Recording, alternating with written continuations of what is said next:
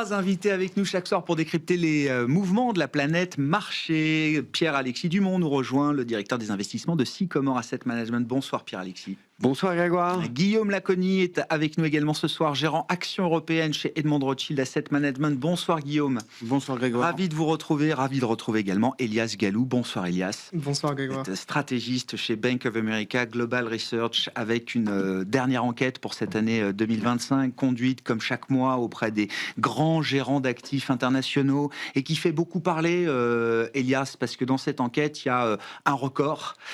Jamais les gérants d'actifs n'ont détenu aussi peu de cash dans les portefeuilles. On est à peine 3% de cash détenu en moyenne par les grands gérants d'actifs internationaux. Et même au sommet des plus grandes bulles de ces dernières années, jamais les gérants n'avaient détenu aussi peu de cash. C'est la grande nouvelle de notre Fund Manager Survey, c'est-à-dire, je vous rappelle, Grégoire, c'est une enquête d'opinion auprès d'investisseurs institutionnels qui date depuis le début du siècle. On a des données qui, en particulier pour ce qu'on appelle l'allocation cash, qui date depuis 1999. Et en fait, au cours des quasi 25-27 dernières années, jamais l'allocation cash n'était tombée à 3,3%, qui était ce qu'on a vu aujourd'hui en ce mois de décembre, qui montre en fait une chose, que les investisseurs ont capitulé. On en parlait juste avant, c'est une capitulation des investisseurs vers en fait une performance assez exceptionnelle des actifs risqués depuis 3 ans, en fait, et le début de ce cycle IA. Et on termine 2025 qui est par une année, par des performances exceptionnelles, que ce soit pour les actions, que ce soit pour les obligations d'entreprise, l'or, tout a très bien fonctionné en 2025. Ouais. À part le dollar, le pétrole, mais voilà, c'est les petites exceptions de l'année. Non, mais cette idée de capitulation, qu'est-ce que ça nous dit aussi de la manière dont ces investisseurs institutionnels ont traversé 2025 ? Ça a été un pain trade tout au long de l'année pour certains investisseurs professionnels, institutionnels, Elias ? En fait, il faut se rappeler du positionnement début 2025. On se rappelle, début 2025, on commençait avec l'élection de Trump, avec ce programme qui était très en faveur de Wall Street. Donc, les investisseurs institutionnels s'étaient positionnés très en faveur des actions américaines, en faveur du dollar. Et en fait, on jouait vraiment le thème de l'exceptionnalisme américain au carré. Vient ensuite Liberation Day, les tensions commerciales, et les investisseurs institutionnels ont pris peur, ce qui fait qu'ils se sont positionnés beaucoup plus défensivement, notamment au mois d'avril. Qu'est-ce qui se passe au mois d'avril ? On a eu les investisseurs retail qui sont venus soutenir le marché. Et en fait, depuis, les investisseurs institutionnels courent derrière la performance. Et là, enfin, on a vu ce bond d'optimisme qui fait que les investisseurs sont aujourd'hui les plus optimistes depuis 3 ans et demi. Vous avez 25 ans, plus de 25 ans d'historique justement sur cette série. Elias, chez Bank of America Global Research, quand on rentre 3,3% de cash dans un modèle, qu'est-ce que ça donne en prédictif sur un horizon d'1 ou 2 mois, par exemple, de marché ? 3,3, on ne sait pas, puisqu'on l'a jamais vu. C'est nouveau. Mais on peut identifier les moments où l'allocation cash est tombée sous 3,6%, qu'on considère être un niveau très faible déjà. Et il y a eu 9 mois, historiquement, lorsque l'allocation cash était sous 3,6%. Dans les 4 semaines qui ont suivi une telle baisse, eh bien, les actions globales, l'indice MSCI ACWI, la performance a été de moins 2%, et pendant les 8 semaines qui ont suivi, c'était une performance nulle. Donc en fait, cet indicateur dit que le marché, eh bien, globalement, il y aura peu de direction au cours des 2 mois à venir. Le marché a besoin de respirer un peu, Pierre-Alexis. Est-ce que vous convergez vers l'analyse qu'on peut faire de ce rapport, de cette enquête ? Cet indicateur étant évidemment un indicateur très contrariant. Oui, c'est un indicateur contrariant, mais en général, c'est un indicateur contrariant qui marche assez bien. Mais, alors, il marche mieux d'ailleurs quand les niveaux de cash sont très très élevés. D'accord, c'est le moment de revenir. C'est un peu comme, je ne sais pas si vous connaissez le VIX, c'est la même chose. Oui. Le VIX très élevé, ça marche quasiment systématiquement d'avoir un retour. Là, on peut rester dans des périodes relativement longues c'est un équilibre qui peut durer. De volatilité bas, et c'est pareil pour le cash. On a eu historiquement des niveaux de cash relativement bas sur cette rencontre que moi je suis. Hein, donc voilà. Et voilà. Là, on est à un niveau extrême. C'est sûr que, et je suis totalement en phase avec ce qui était dit. On a un niveau d'optimisme de la part de l'ensemble des investisseurs. Tout le monde est constructif, un peu en réaction d'un excès de pessimisme sur les 2 ou 3 dernières années, début 2025. On a passé encore l'année 2025 à évacuer le risque de récession ou à penser au risque de récession. Avant, le risque géopolitique, le manque de visibilité, le risque inflationniste. Et comme le pire n'est pas arrivé, finalement, on se dit... Et au final, le pire n'est pas arrivé. Et l'économie s'est adaptée. 2, les entreprises se sont adaptées. Et je pense que l'une des grandes leçons, et c'est vrai qu'il y a une capitulation, c'est que finalement, jusqu'à, à mon avis, un point de rupture qu'on ne connaît pas, on a une capacité d'adaptation de l'économie qui fait que, bon an, mal an, cela fonctionne. Après, si vous regardez un peu en finesse, vous voyez quand même qu'on a une hausse qui est un peu en trompe-l'œil. Voilà. Vous avez une hausse qui est très concentrée, qui est très segmentée sur quelques segments. Si vous regardez les small caps américaines, elles ne sont pas du tout... Voilà, ou les small caps européennes. Voilà. Donc, attention... Il y a eu une hausse, mais... Tout le monde n'y a pas participé encore. Et ce fameux économie en cas, tout le monde, les consommateurs n'en ont pas tous profité, et les entreprises n'en ont pas toutes profité. C'est une valeur ajoutée qui est très concentrée. Et je pense que la bonne question à se poser en 2026, c'est est-ce qu'il faut rester optimiste? Nous, on a plutôt tendance à penser que en effet, il faudra être vigilant. Sur un certain nombre de risques, l'inflation, l'économie, voilà. Là, en effet, si on a de la déception sur la croissance économique, il y aura des corrections. C'est évident. Il n'y a plus du tout de marge de manœuvre, voilà, et de marge de manœuvre à une déception sur le couple inflation-croissance. Ça, c'est évident. Soit vous avez plus de croissance avec peut-être un peu plus d'inflation. Sinon, si vous avez moins de croissance, vous avez intérêt à ce qui est... Powell nous dit il y aura plus de croissance et moins d'inflation. Voilà. Il nous vend quand même la perfection, quoi. C'est la perfection. Donc voilà. Et après, je pense la bonne question, c'est 2026. Voilà, comment continuer à être constructif et où faut-il se positionner? Est-ce qu'il faut se positionner sur la diffusion de l'IA hors des magnétismes? Mais ça veut dire pour vous, le risque, c'est plus aujourd'hui un risque de marché qu'un risque macro pour 2026? Je pense que les deux sont liés. Je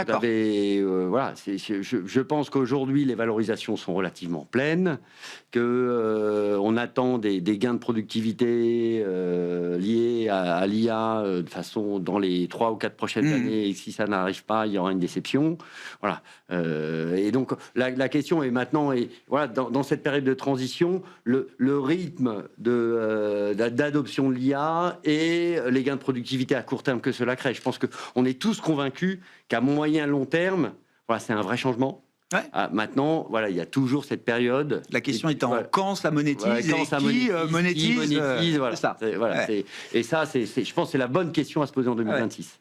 Sur les perspectives, dans votre univers d'investissement, Guillaume, donc le terrain européen, les actions européennes, quelle est la vision que vous avez du setup macro européen chez Edmond de Rothschild pour 2026? Est-ce que tout ça reste un environnement dans lequel on peut être constructif pour les actions européennes? C'est vrai que l'Europe génère traditionnellement moins d'excitation ou d'enthousiasme que la Chine ou les États-Unis, bien sûr, mais l'Europe délivre quand même. L'Europe, elle a délivré cette année, parce que les indices européens, ils sont en hausse de 18 ou 20% au niveau global. Il y a même les pays d'Europe du Sud qui font beaucoup mieux, l'Allemagne également. Donc c'était une bonne année de performance, mais qui visait après 2024, qui était déjà une bonne année, et la fin 2023 aussi, qui était plutôt favorable.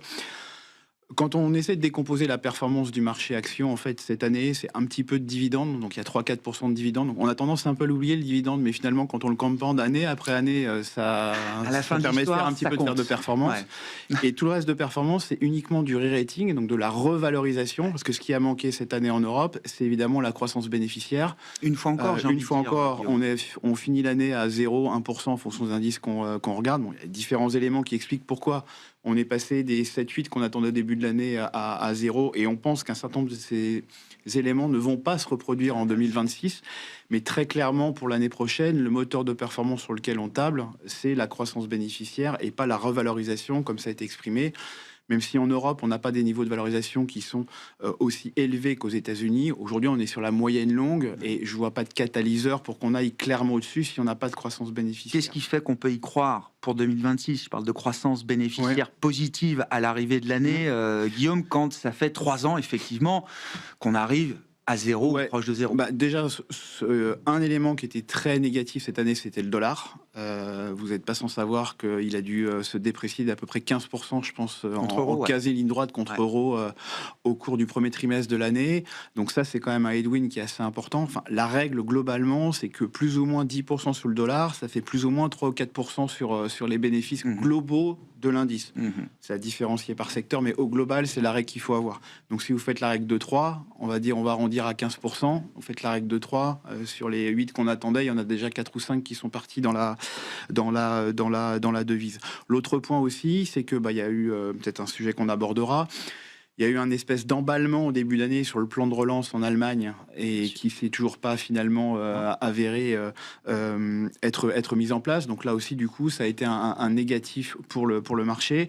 Mais bon, on a tendance à être optimiste en se disant que ce plan allemand va commencer à délivrer à partir de l'année 2027. Puis l'autre point à avoir en tête aussi, c'est ce qu'on répète toujours à nos clients, c'est que acheter des actions européennes, c'est en rien acheter un proxy du PIB de l'Europe. Parce que les sociétés européennes, déjà en termes de secteur, elles ne sont pas du tout représentatives du PIB de l'Europe. Je prends juste l'exemple de la France. En France, 30% de la CAPI, c'est des sociétés industrielles. Si les sociétés industrielles faisaient 30% du PIB en France, je pense qu'on le saurait.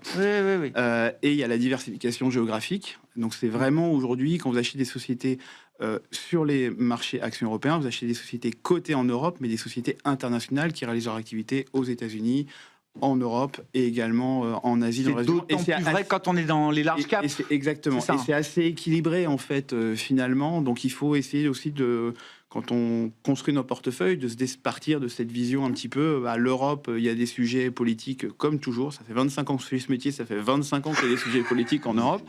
Ça fait 25 ans que la croissance potentielle en Europe est inférieure aux États-Unis. Bon, quand on va regarder... Et qu'il y a toujours des gens pour nous rappeler pourquoi, et que ça marchera jamais. Bien sûr, on connaît tous la même histoire. Et néanmoins, le marché equity sur les 25 dernières années, il a permis de gagner quand même pas mal d'argent. Donc c'est un petit peu la manière dont on appréhende l'année. L'autre point aussi que je voudrais mentionner, c'est que à l'image des États-Unis, la performance du marché action en Europe, elle a été très polarisée. Enfin, le secteur des banques au global, il a dû prendre avec le dividende 70 ou 80% de perf.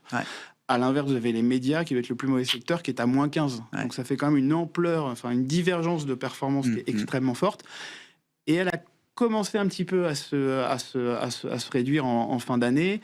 Il y a tout un panier qu'on appelle les AI losers, donc les sociétés qu'on avait vues comme étant les perdants indéfinis de développement de l'IA, donc la IT Services, les agences de pub. Les Capgem, les Publicis, pour citer des noms emblématiques. Et Capgem et Publicis, c'est contre-intuitif, mais depuis le 1er septembre, ça monte en absolu et ça fait mieux que le marché. Parce qu'en fait, on était, à notre sens... Le marché exagéré sur ces histoires de winners et de losers. Le marché fait toujours deux choses. Un, il anticipe, et deux, il amplifie. Et là, il avait vraiment anticipé la fin du monde et il l'avait amplifié en termes de décode de valorisation. On y reviendra effectivement, ce thème des winners et losers. C'est un peu tarte à la crème, mais c'est quand même la question que tout le monde se pose et à laquelle on n'a pas encore de réponse peut-être définitive. La preuve, le marché est capable de changer de perception sur certains titres qui ont été vus comme des losers pendant un moment. L'idée des banques, ça m'amène aussi, toujours à votre enquête chez BofA, Elias, à ces fameux trades surpeuplés. C'est-à-dire, où est-ce que le positionnement des investisseurs est le plus intense d'une certaine manière, et avec le recul d'analyse que vous pouvez avoir chez BofA par rapport à cette enquête, quels sont les trades qui vous paraissent les plus fragiles peut-être aujourd'hui dans le marché?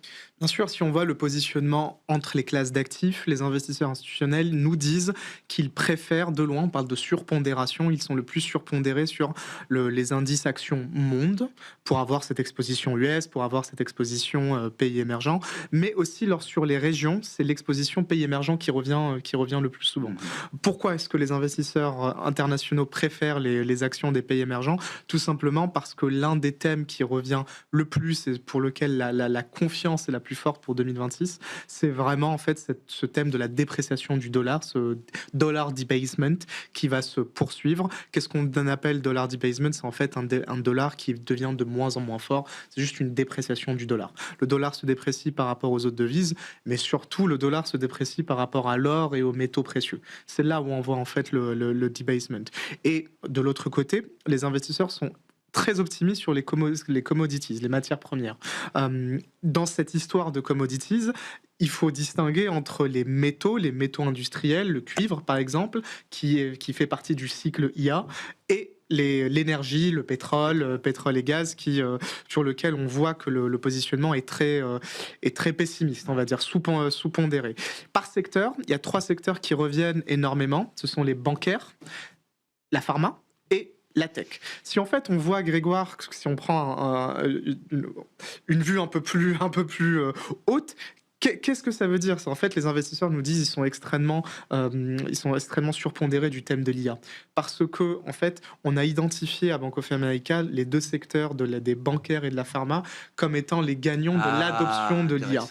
La tech, c'est évidemment ce qui fournit l'IA. C'est pour ça qu'on a ces 3 secteurs qui bénéficient de la plus grosse pondération. Les actions, parce que les investisseurs anticipent en fait des politiques en 2026 qui vont énormément aider le consommateur, soutenir encore une fois l'économie. On a une grande échéance qui est l'élection des midterms aux États-Unis en novembre. Et enfin, les matières premières, parce que ce sont les matières premières qui vont alimenter en fait la machine IA. Ah ouais. Tout simplement. Intéressant, tiens, ça nous amène effectivement l'IA, le secteur de la santé, le secteur bancaire pourraient être les secteurs, ou en tout cas là où on trouverait les entreprises les plus agiles pour adopter de la meilleure manière possible ces nouvelles technologies d'intelligence artificielle et créer du chiffre d'affaires et du bénéfice supplémentaire. Est-ce que vous êtes d'accord avec cette idée-là? Et dans l'idée des winners et losers, comment est-ce qu'on navigue justement en 2026 là-dessus, Pierre-Alexis? Dans les winners et les losers, souvenons-nous qu'Alphabet était vu comme un loser, c'est maintenant est devenu un winner. Et ça a pris 80% depuis le mois de juin. Voilà. Donc ça va aller vite. Et un des risques clairs de l'IA, c'est l'obsolescence technologique. Et donc quand vous êtes sur les créateurs de la technologie, vous prenez un risque supplémentaire d'obsolescence technologique puisque ça va très vite. Visiblement, la nouvelle génération de ChatGPT qui va sortir est encore mieux, etc. Donc, on est dans ce risque-là. Donc, nous, on est tout à fait d'accord que ce qui nous semble logique aujourd'hui pour 2026, dans l'arrivée à maturité de l'IA, qui devient vraiment un phénomène, c'est-à-dire que maintenant qu'on parle de 400 milliards d'investissements rien que pour les Magnificent Seven, c'est une contribution d'un point au PIB américain, ça va être 0,6 en 2026, donc c'est de jouer la diffusion. La diffusion, vous pouvez la jouer sur les CAPEX, donc ça, vous connaissez, l'énergie, les data centers et autres, ça, on l'a bien. Voilà. Et la deuxième, qui est à mon avis l'éléphant dans la pièce, c'est l'usage. Donc, quelles sont les entreprises? Et pour nous, il y a 3... Et là, il n'y a rien de gelé pour l'instant. Pour l'instant, un Publicis a pu être vu. Moi, je me souviens très bien, 2023, Publicis fait une super année, je crois, juste après l'arrivée de ChatGPT. On se dit, ouais, c'est les créateurs, ils vont se saisir de l'IA. Puis ensuite, ça a été vu comme un loser. Et puis là, depuis septembre, le marché corrige un peu. Enfin, bref... La même boîte peut passer par tous les statuts de ce produit. Et là, Capgemini est revenu comme plutôt un winner, parce qu'il va falloir mettre en place. On voit bien que les solutions IA, ça se met pas en place tout seul. Vous avez REL qui était vu comme un winner et maintenant qui est vu comme un loser. Mais on va naviguer tous les 3 mois avec un marché qui va changer de... Ça, c'est les conséquences de l'obsolescence technologique. C'est-à-dire qu'on ne sait pas bien. On sait que ça va avoir des gros effets. À un moment, on voit un risque, puis on le voit, il se déplace à un autre endroit. Donc, l'idée aujourd'hui là-dessus, c'est que nous, on croit à ce thème. Alors, ça va jouer d'un point de vue sectoriel. Pour nous, il y a 3 gros indicateurs qu'il faut regarder. Un, la productivité. Donc, est-ce que ça va faire progresser la productivité de l'entreprise? Donc, ça, vous regardez très simplement le chiffre d'affaires par employé. Donc, est-ce qu'il progresse? Voilà, ça, c'est assez simple. La deuxième, c'est est-ce qu'il y a des plans IA avec des budgets attachés? Et pas, moi, je fais de l'IA, mais on ne sait pas trop comment. Hein. Voilà, ça, c'est... Donc, il faut regarder. J'ai acheté Copilot. J'ai mis Copilot à mes employés. Bon, ok. Super. On peut commencer par là. Hein, et le troisième, c'est est-ce que vous avez beaucoup de main-d'œuvre et est-ce que vous utilisez beaucoup de data dans vos business models de telle façon à ce que l'IA puisse pas d'IA sans data, interagir rapidement. Ouais. Et c'est vrai que là, vous avez 4-5 secteurs qui ressortent. La banque, voilà. Banque assurance, voilà. Et on a vu... Parce que beaucoup de données.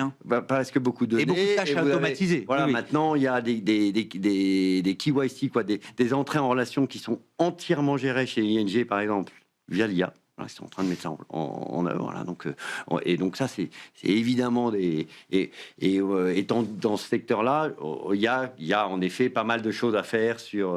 Vous savez aussi bien que moi qu'on travaille encore avec des feuilles de papier pour des souscriptions, pour beaucoup de choses encore dans ces métiers-là. Tout le monde n'est pas encore ING de ce point de vue-là, peut-être. Voilà, donc vous avez tout ce qui est service aux entreprises, vous avez la partie distribution aussi, qui peut... Voilà, il y a Walmart est vu comme un grand gagnant de l'IA, pas les autres aujourd'hui, pas les autres retailers. Pourquoi ? Bon, ça peut évoluer, ça il faut regarder. Il y a des initiatives qui sont mises en place dans cette partie-là, et potentiellement aussi la santé, où on a des gains potentiels de rapidité de mise sur le marché. Ma question, c'est est-ce que c'est juste une histoire de productivité, ou est-ce que c'est aussi du chiffre d'affaires supplémentaire ? C'est pas tout à fait les mêmes histoires pour l'investisseur à l'arrivée, parce que ça peut être de la productivité, mais ça peut être aussi, je sais pas, déflationniste du point de vue du chiffre d'affaires à un certain point. Pour moi, ce sera sectoriel et intrasectoriel. C'est-à-dire que ce que vous disent les entreprises, c'est que elles vont quand même beaucoup réinvestir les économies faites dans l'IA pour gagner des nouveaux clients. Donc vous le verrez soit par la productivité, soit par la progression du chiffre d'affaires. Mais en tout cas, pour nous, c'est une thématique majeure sur l'IA l'année prochaine. Guillaume, pour poursuivre la discussion, je veux bien qu'on revienne au secteur bancaire, parce que évidemment, si vous n'aviez pas de banque cette année, c'était difficile de faire de la perf en Europe. Si vous n'aviez pas de banque depuis 5 ans, c'était difficile de faire de la perf en Europe. Ou en tout cas, c'est un secteur fort depuis 5 ans qui surperforme, même je crois le Nasdaq. Je me tourne vers vous, désolé Elias, pour parler du Nasdaq, je sais, Bank of America, mais qui surperforme le Nasdaq depuis 2020. Je ne pensais pas poser un jour cette question dans ma carrière. Est-ce qu'il y a une bulle sur les banques européennes aujourd'hui, notre réponse simple, elle est non. C'est que certes, on a eu 5 ans de surperformance, mais avant, on a eu une décennie complètement perdue pour les banques. Donc ça, c'est le premier élément de la réponse. Deuxième point, c'est que quand on regarde la valorisation du secteur bancaire, alors oui, les valorisations, elles ont doublé, mais on partait de PE qui était à 4 ou 5. Aujourd'hui, le secteur est plus aux alentours de 10. Effectivement, on a fait un bon bout de chemin. Mais quand on regarde le secteur, il est moins régulé qu'il ne l'était auparavant. Enfin, on va dire plutôt, on a connu 10 ans où, année après année, on avait davantage de réglementation. Un choc réglementaire permanent. On est arrivé à une sorte de plateau. Et là, au moins en Europe, on a même l'espoir qu'on pourrait commencer à redescendre. Donc ça, c'est un élément qui est positif. Deuxième point, c'est que l'environnement de taux, il reste quand même très favorable pour les banques. On en a parlé, la macro européenne, on n'est pas en train de sauter sur la table, mais globalement, elle a bien tenu cette année et on a de bonnes raisons de penser que l'année prochaine, ça va aller mieux. Le coût du risque, il est largement sous contrôle. Au niveau des coûts, monsieur vient de l'évoquer, les banques, effectivement, on est tous bien placés pour savoir qu'il y a énormément de data, il y a énormément de process qui sont très très récurrents, donc il y a un boulevard en termes de coûts pour automatiser tout cela. Et les banques sont quand même des très gros animaux, donc ils ont les moyens financiers, en fait, de déployer ce genre de solutions. Et puis, le troisième élément, c'est que c'est un secteur qui génère structurellement plus de cash qu'auparavant. Les fusions transnationales en Europe, on a compris que c'était compliqué. Et les managements ont compris que les investisseurs n'aimaient pas trop que le cash s'accumule au bilan. Donc en fait, c'est un secteur qui devient un vrai pourvoyeur de dividendes et de rachats d'actions. Donc en fait, il continue à cocher beaucoup de cases. Alors, vous dire, est-ce que l'année prochaine, le secteur bancaire va prendre 80%? Je ne pense pas, c'est pas notre scénario. Mais est-ce que ça reste un secteur qu'on a envie de privilégier aujourd'hui? Oui, quand on fait la liste de tous ces éléments positifs, oui. Est-ce qu'il y a des choix à faire? Il y a des banques qui ont pris de l'avance, je pense notamment aux banques italiennes, espagnoles, etc., par rapport à des banques cœur de zone qui ont bien performé, mais avec un peu moins de flamboyance. Nous, en termes de banques, c'est les banques dans lesquelles il y a ce qu'on appelle du self-help, c'est-à-dire qui maîtrisent finalement leur devenir En clair, les sociétés sur lesquelles on joue essentiellement une amélioration de la base de coûts. On l'a évoqué, je crois, un petit peu tout à l'heure. Société Générale, c'est une banque qui coche ces cases-là. Finalement, sur Société Générale, c'est essentiellement une question d'exécution, de mise en place du plan qui nous a été annoncé il y a maintenant 2 ou 3 ans, plus qu'une question de savoir est-ce que le PIB européen va passer de 1,6 à 1,8. C'est mieux qu'il soit 1,8 qu'un 1,6, mais c'est pas le gros de l'histoire. Et donc on aime bien finalement ce genre de société, et on est pas au début de l'histoire, mais on pense qu'il y a encore du chemin à faire. Donc, un mot d'un autre secteur qui a été un secteur pilier pour les performances en Europe, c'est tout ce qui tourne autour de la défense, des dépenses d'investissement liées à la défense, qui sont des dépenses d'investissement publiques en grande partie aujourd'hui, Guillaume. Le marché, quand on change de paradigme, le marché aime bien mettre un prix assez vite sur les choses. Est-ce qu'on a déjà mis un prix assez élevé sur ce thème de la défense ? Je parle d'un point de vue boursier, bien sûr. Ou est-ce qu'il y a vraiment quelque chose de continu? Le secteur de la défense, c'est un secteur qui est assez débattu aujourd'hui pour les raisons que vous venez d'évoquer, parce qu'il a eu une performance vraiment très bonne, et en partie drivé par du re-rating. Enfin, là aussi, pareil, il y a les boîtes ont changé de statut. Il y a 3 ans, c'était un secteur dont c'était l'équivalent du tabac, quoi. Personne ne voulait en entendre parler. Rheinmetall, ça s'est payé quoi, 60 fois à un moment, Rheinmetall, peut-être. Ouais, c'est ça. Enfin, ça vient de 7 fois. Et ça vient de 7. Donc il y a eu un énorme re-rating. Donc cette phase-là, elle est derrière nous, voire même potentiellement, on a du de-rating. On l'a vu récemment lorsque le secteur a corrigé de quasiment 20 ou 25% en quelques semaines. Donc maintenant, ce qu'il faut, c'est de la croissance des bénéfices. Des bénéfices. D'accord. Après, mais ça devient des secteurs qui se normalisent alors. Bah oui, forcément. Rien qu'avec l'effet de base, déjà, on a cette normalisation. Après, j'allais dire, le fond de l'air pour la défense en Europe, il reste quand même plutôt favorable pour ces sociétés, parce que globalement, on a 25 ans de sous-investissement derrière nous. Et on a compris 2 choses, c'est que la Russie était une menace qui était structurelle et que les Américains en avaient marre de payer et qu'ils ne le feraient plus. Donc ça restera. L'éléphant dans la pièce, boursièrement parlant, et c'est là-dessus que le marché réagit beaucoup, c'est à chaque fois qu'on a un news flow sur cessez-le-feu ou pas en Ukraine. Voilà. Donc là, il est certain que si on a un cessez-le-feu en Ukraine, le secteur de la défense, il va corriger, parce qu'on a tout un pan de la défense qui aura un mais ça ne veut pas dire que c'est un secteur dont il faudra sortir forcément. Ça veut pas dire qu'il faut sortir forcément, parce que derrière, il y a quand même des tendances sous-jacentes qui sont très très longues, et c'est une industrie vraiment de cycle long. Enfin, quand on parle aux industriels de la défense, ils parlent à 10 15 ans parfois, et donc il faudra garder ça en tête quand on apprécie le potentiel du secteur. Je reviens sur les questions d'IA, Elias, avec vous. C'est une des grandes nouveautés aussi de ces derniers mois et de cette année 2025. L'IA devient un sujet crédit désormais. C'est un nouveau driver ou un nouveau déterminant dans ces marchés de crédit, avec des émissions massives réalisées par des entreprises qui émettaient sur ces marchés de crédit, mais pas à ces niveaux-là. En fait, pour moi, c'est peut-être le développement le plus important de 2025. J'ai un jour clé qui me revient en tête systématiquement, c'est ce fameux 19 septembre, lorsque Oracle annonce ses émissions obligataires de l'ordre de 18 milliards, qui ont été suivies par des émissions jumbo de Meta, d'Amazon. Et en fait, en 2 mois, il y a eu plus de 80 milliards d'émissions de ces hyperscalers, une partie des 7 magnifiques. Et en fait, quelle est la signification cyclique de ces émissions? C'est que l'IA, qui était depuis fin 2022 un thème action, est devenu un thème systémique. Et à partir de maintenant, les credit vigilantes, pour reprendre l'expression du monde vigilantis, mais les credit vigilantes vont décider du tempo de la croissance des investissements décidés par les CFO. Et en fait, ça change la dynamique, puisque depuis 2023, on a eu 3 années consécutives avec des gains de au moins 10% du S&P 500. Mais à partir de là, une fois que le crédit s'en mêle, il est beaucoup plus difficile en fait de montrer de l'exubérance en annonçant des chiffres de capex mirobolants. Et c'est là où je pense qu'à partir de maintenant, en fait, la capacité de croissance du prix, de revalorisation, elle sera décidée par les investisseurs obligataires des entreprises de la tech.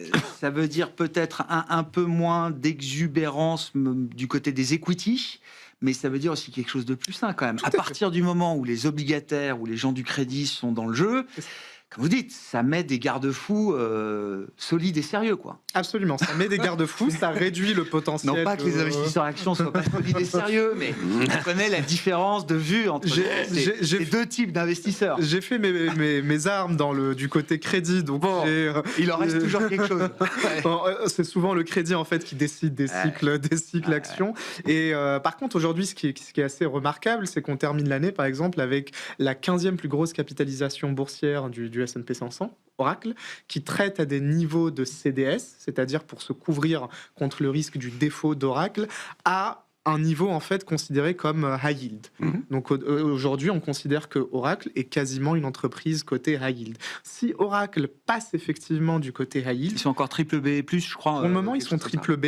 Triple B. Si Oracle, c'est 95 milliards d'encours de dette obligataire. Si Oracle passe du côté high yield, eh bien vous avez le plus gros fallen angel. Vous savez, cette entreprise qui passe de investment grade à high yield de l'histoire, jamais enregistré. Et c'est quand même un point assez important parce qu'en fait, ça veut dire que à partir de maintenant, à partir du mois de septembre, les spreads de crédit vont commencer à s'écarter. Et lorsque les spreads de crédit s'écartent, c'est toujours plus compliqué pour le marché action de délivrer en termes de performance, parce que ça veut dire quoi? Ça veut dire que les CFO de ces entreprises de la tech, ils vont être beaucoup moins enclins à effectuer des buybacks. Et les buybacks, c'est le principal moteur des actions depuis 2009. Donc ça peut vraiment changer en profondeur la dynamique de la partie action pour ces entreprises-là. Ça la change, ça la change déjà. Ça la change déjà, puisqu'on voit que, par exemple, on a une recomposition des 7 magnifiques. Et j'ai vu aujourd'hui, par exemple, que Tesla était au plus haut historique. Google est le ça revient là, dans le top 10 des capitalisations boursières américaines. Donc les choses changent très rapidement. Bien sûr. Effectivement, cette arrivée des hyperscalers dans les marchés de crédit, ça change la donne. Dans quelle mesure, quand vous regardez ces marchés, Pierre-Alexis, et l'autre question que j'aime bien poser désormais, c'est est-ce qu'il y aura de la place pour tout le monde? Est-ce que la dette de Google, Meta, j'ai aucun doute qu'elle va s'arracher, que tout le monde en voudra, l'afficher dans ses portefeuilles, avec un peu d'extra yield peut-être pour que tout ça passe bien. Mais pour des émetteurs plus traditionnels qui vont avoir besoin de se financer, de se refinancer, est-ce qu'il y aura la demande en face l'an prochain? Ou est-ce que, par effet miroir, il y aura des émissions plus difficiles pour d'autres secteurs? Alors, oui, je vous le disais, 2026, c'est le moment du reality check pour l'IA. Ça, c'est sûr. Il va plus suffire de dire « Ah, je fais 100 milliards d'investissements dans je sais pas où, puis moi, j'en fais 100, et moi, j'en fais 250 parce que je fais plus que toi. » Voilà. Il y a un moment, en effet... the real money arrive, et donc parce que l'actif cœur, ça reste quand même en encours, c'est la dette. Les actions, c'est tout petit. Donc, et là, en effet, on le voit avec Oracle. Je pense que les gens qui ont acheté le Oracle le jour de l'annonce avec OpenAI, l'annonce des résultats, un des plus belles portes de salut Ce qui est dingue, c'est qu'un mois avant, ça prenait 30% en une séance. Vous sur l'annonce d'un deal avec OpenAI. Voilà. Et donc voilà. Donc attention, ça, je pense que ça met en exergue en effet qu'il y a une dynamique générale qui est très forte, mais du risque individuel qui est à mon avis plus fort. Et il y aura plus de tri. Ça, c'est évident. Voilà. Et de ce fait, moi, je suis tout à fait d'accord avec vous. C'est que l'Europe, c'est anticonsensuel. L'IA, c'est le consensus. L'Europe, c'est anticonsensuel. Si vous voulez vous diversifier, l'Europe, ça me semble... Parce que là, vous avez une asymétrie positive. Plus personne ne croit au plan de relance allemand. Je rappelle, moi, ça fait 30 ans que je suis sur les marchés. Le plan de relance allemand, c'était le catalyseur majeur pour investir en Europe. 6 mois après, plus personne n'y croit. Donc vous avez une asymétrie positive intéressante. Et dernier point, je dépasse l'horaire, mais sur l'effet d'éviction, pour moi le risque il est sur les Govis. C'est ça. On préférera de plus en plus le crédit au Govis. On préférera Meta à la France. Ça, je vous le dis. Alors si on veut être encore moins consensuel quand on regarde l'Europe, qu'est-ce qu'on fait avec ce qu'on appelle la quality growth, Guillaume, qui sont des secteurs, alors il y a le luxe traditionnellement, le food and beverage, l'agroalimentaire traditionnel, la santé aussi peut-être, et quand on regarde en relatif par rapport au reste du marché, ce sont des segments qui ont sous-performé comme jamais peut-être cette année. Depuis 2 ans à peu près, je pense que c'est un segment de marché qui a dû sous-performer de 30% le reste du marché. Donc c'était vraiment un perfect storm pour ces secteurs au global. Pour donner quelques explications, les éléments négatifs, le dollar, ils se sont pris en plein dans les dents parce que c'est des sociétés qui sont très exposées à l'international. Qui dit exposition à l'international ou exportateur aux États-Unis dit tarif. Vous rajoutez ça au fait que les investisseurs s'étaient plutôt positionnés au moins au début d'année sur les valeurs domestiques pour contrecarrer ces deux éléments-là et jouer le plan allemand. Donc voilà, donc c'est des secteurs qui étaient extrêmement complètement défavorisés. Et après, il y avait aussi des sujets qui étaient spécifiques à chacun des secteurs, notamment dans la partie agroalimentaire. Il y avait des grosses questions sur la bonne tenue du consommateur américain, la K-shape économie dont on a parlé tout à l'heure, je crois. Donc voilà. Néanmoins, quand on fait le bilan aujourd'hui, moins 30 de sous-performance en 2 ans, des valorisations relatives qui sont à moins 2 écarts types par rapport à la moyenne historique. Et quand on regarde donc un momentum de révision bénéficiaire, donc derrière ce gros mot, qu'est-ce qu'on veut dire, c'est la manière dont les analystes révisent les bénéfices sur ces secteurs-là. Depuis 3 ou 4 mois, elle n'est pas divergente du reste du marché. D'accord. Donc on pense, en étant sélectif, envie plutôt, et on l'a fait dans les portefeuilles de Rothschild, de revenir sur certains pans du secteur. Donc on a refait un peu de luxe, on a refait un peu de santé, on a refait encore très récemment de l'agroalimentaire, tout simplement pour diversifier un petit peu nos expositions. Et encore une fois, le marché est sans doute allé trop loin en termes de sanctions sur un certain nombre de valeurs. On a évoqué tout à l'heure Relex dans les médias, c'est l'archétype de la valeur qualité, et avec l'IA, tout le monde se dit que Relix, ils vont faire faillite. Alors Relix, c'est britannique, je dis pas de bêtises, c'est du data services, c'est ça, typiquement juridique, légal, mais petite partie de leur activité liée au data services dans le légal, si j'ai bien compris. Non, ça c'est significatif. Alors autant pour moi, mais le marché a considéré que ce serait un perdant de l'IA. Le marché s'est dit qu'au lieu d'utiliser les produits de Relix, je pourrais poser la question directement à ChatGPT qui me coûtera rien. Mais sauf qu'à chaque fois, c'est quand même un petit peu plus compliqué. Sauf qu'ils ont quand même un historique de données qui a un peu de valeur, j'imagine. Voilà, c'est ça. Donc le marché a été très loin. Donc typiquement, Relix, finalement, elle avait souffert de ce bashing IA plus tard que les autres, qu'un Publicis, par exemple. Donc elle n'a pas encore rebondi, mais sur Publicis ou Capgemini, voilà. C'est des signaux comme ça qui sont quand même intéressants, qui nous font montrer que oui, il y aura sans doute beaucoup plus de discrimination sur l'IA. En gros, l'IA, l'approche du marché, c'était de dire il y aura des secteurs winners et des secteurs losers, et je vends tout, j'achète tout. Et en fait, on est peut-être dans la deuxième phase où, au sein de chacun des secteurs, là, le marché est en train de se dire il y aura des boîtes plus agiles que d'autres au sein d'un même secteur. Selon 2 angles. Donc l'angle gain de productivité qu'on a évoqué, et après un autre gain, c'est ce qu'on appelle le time to market, c'est que ça va permettre aux sociétés de développer des produits et services plus rapidement que leurs concurrents, et donc potentiellement de gagner des parts de marché. Donc là, on est dans une phase d'un peu de maturation de cette thématique IA, ce qui crée des opportunités.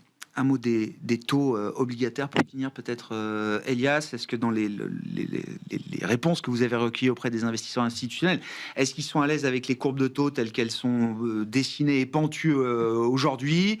Est-ce qu'ils jouent encore plus de pontification? Quoi les perspectives qu'on peut avoir de ce point de vue-là? C'est là où le bas blesse, je dirais. C'est parce que les investisseurs pensent que les taux vont monter. Voilà, on a la plus forte conviction depuis 2022 que les taux longs vont monter et que les courbes des taux vont être de plus en plus pentues. Et en fait, c'est là où nous, dans mon équipe, on prend un peu de recul avec l'enquête de la Fund Manager Survey, parce qu'en fait, ça veut dire quoi? Ça veut dire que est-ce que les actifs risqués, est-ce que cette exubérance, un peu cet optimisme, fera face supportera un environnement où les taux longs seraient au-dessus de 5%. J'y crois pas.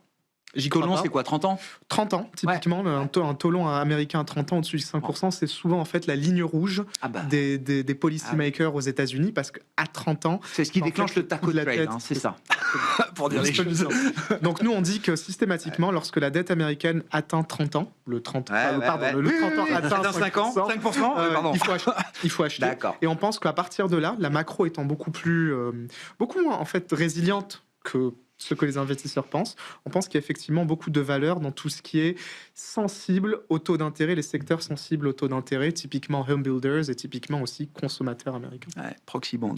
Merci beaucoup, on s'arrêtera là pour ce soir. Merci beaucoup pour vos éléments d'analyse, vos perspectives et ces questions ouvertes pour 2026 avec Elias Gallou, Bank of America Global Research, Guillaume Laconi, Edmond Rothschild Asset Management et Pierre-Alexis Dumont, Sycomore Asset Management.